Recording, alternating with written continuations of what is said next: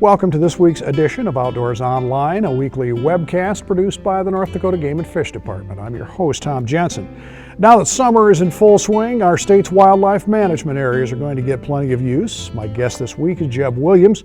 Jeb is, of course, the Wildlife Division Chief at Game and Fish. We're going to talk about the WMAs and some of the rules and regulations that you have to follow. Jeb, first off, how many WMAs, wildlife management areas, do we have? At this time, Tom, we're at 222 wildlife management areas across the state, and we're just shy of approximately 220,000 acres of wildlife management areas. Now, all that is not department-owned, though. Mm-hmm. Approximately half of that but we do manage it. We do manage it, but approximately half of that is owned by the department, and the other half is a lease situation where we lease property from the Corps of Engineers, Bureau of Reclamation, those types of things.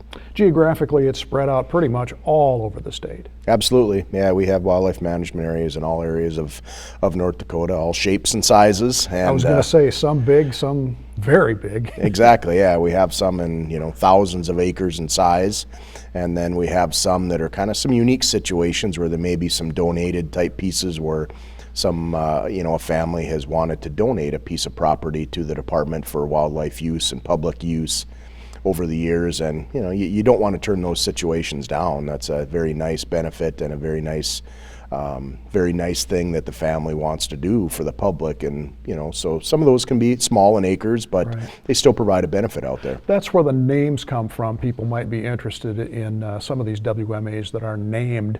Let's take Dean Hildebrand for sake of example, our former director. Absolutely. That has a piece named for him. Right, yeah, I think the department has a long history of that, Tom, as far as naming wildlife management areas either after individuals who have done a lot for wildlife in North Dakota, or more specifically for a family member that is donating the tract of land or maybe selling the tract to the department at a reduced price, or has been just very involved in conservation practices over the years that have been beneficial to wildlife and the sporting public that utilizes the wildlife all across North Dakota. Let's talk about the rules and regs, Jeb. Let's start with camping. Now, the rules here have changed a little bit over the course of the last 10 or 12 years, I guess. Yeah, just with the growth in North Dakota and the activity associated with oil and gas development in the western part of the state, and a number of other things that have attracted people to North Dakota with that economy being strong, is that it forced us to change how we looked at camping on wildlife management areas and in that part of the state, and then even in some other areas that were experiencing some additional activities on those areas. So traditionally it was a 10-day camping restriction where people couldn't be on a wildlife management area camping for more than 10 days. Mm-hmm. That it gets to be fairly hard to monitor and enforce. Our wardens are stretched fairly thin the way it is, and they pay attention to those issues, but it gets hard. And so when we get a lot of traffic and a lot of people in there, one of the solutions we came up with was no camping on certain wildlife management areas for Tuesdays and Wednesdays. That made it very clean, very clear to the public, to our wardens enforcing those, to anybody involved in that type of restriction, that it was pretty crystal clear when you could be camping and when you couldn't be camping. And then we also have gone a little further in a few areas where there is no overnight camping whatsoever, simply because of a lot of traffic associated with those areas. Well, you certainly don't want squatters, for lack of a better word, that are going to make it their permanent home.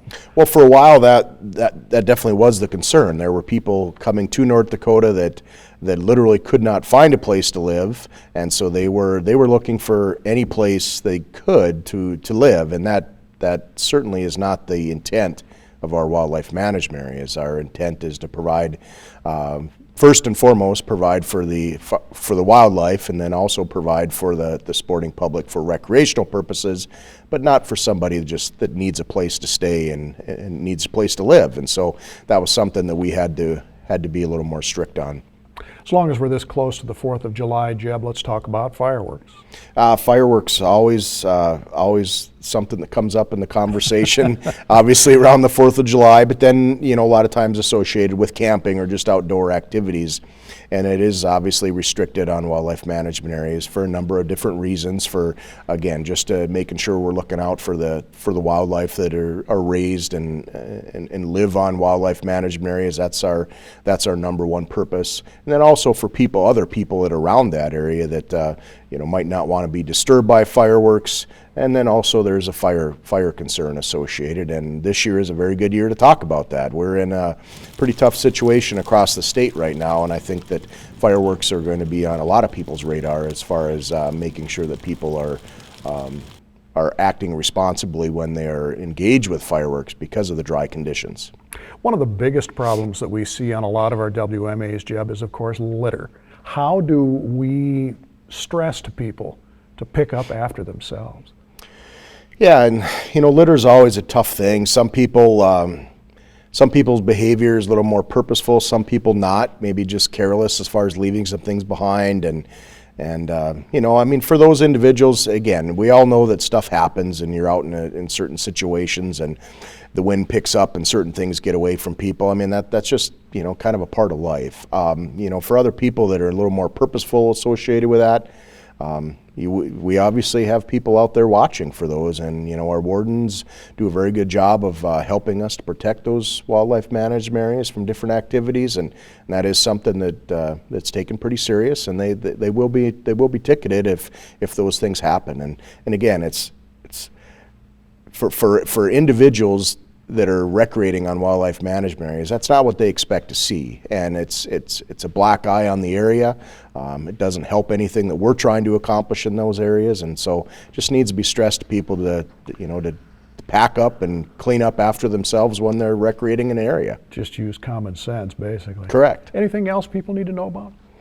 One of the things we've been really working to expand on in our wildlife management areas is, of course, again, management of these areas, how we manage these areas, whether that be through fire management, whether that be through grazing, haying, different practices and that. And we're really, over the years, education has really been a big part of management, and the switch from a lot of rested areas to actually actively managing certain areas as far as grazing practices and haying practice, just a variety of different manipulation. And so we're really doing a lot more of that on wildlife management areas as far as using local neighbors to basically have their cows help us do our job, and keeping that landscape healthy and vibrant, and having as much diversity on that landscape as possible. And we're finding pretty good success on some of those areas by using that, but making sure that we also keep our wildlife management goals in mind as well. It kind of makes for a win-win situation for the sportsmen and women of